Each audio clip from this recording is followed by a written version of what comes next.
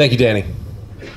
Thank you for your pouring your heart out. And Danny is one of the most genuine guys you're ever going to meet. And it's a story that multiplies. You have one guy that believed in Danny and introduced him to somebody else and said, I'm going to leverage who I am for this person. And in fact, Mark and Kurt aren't just people that know each other, they're brothers.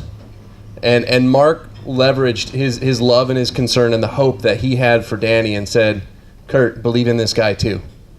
And it spread and it spread and it spread. And now Danny's finding ways to pour back into other people and pour that hope out that people poured into him. And what God's done in Danny's life is a story that just is not done yet, and it's not ended yet, and it keeps on going and it keeps on going. And that's actually one of the reasons that we get to be here today, is we're going to talk about how it's keeping on going.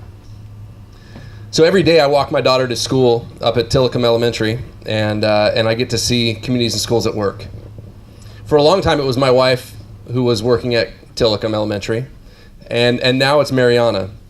And Mariana's doing an amazing job there at Tillicum Elementary. And when you walk into this school and you know that an organization that you are a part of has become part of the school. Communities and Schools doesn't just come and do stuff. They become threaded into the very fiber of the school, and they're there with these kids. And when a teacher finds out that a kid doesn't have food at their home over the weekend, they get to call Communities and Schools, and Communities and Schools gets to come in and just bring that there.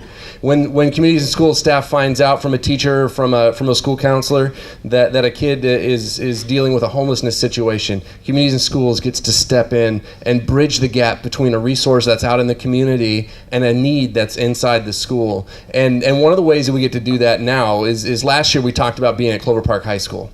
Well, this year we're at Clover Park High School. So I want to bring Leah up here, and Leah is our site coordinator at Clover Park High School, and she's going to share just a little bit about what they're doing here, and then she's going to bring up, then we're going to have Austin come up, and Austin's going to share a little bit about his story and how Communities and Schools has been a part of where he is at today.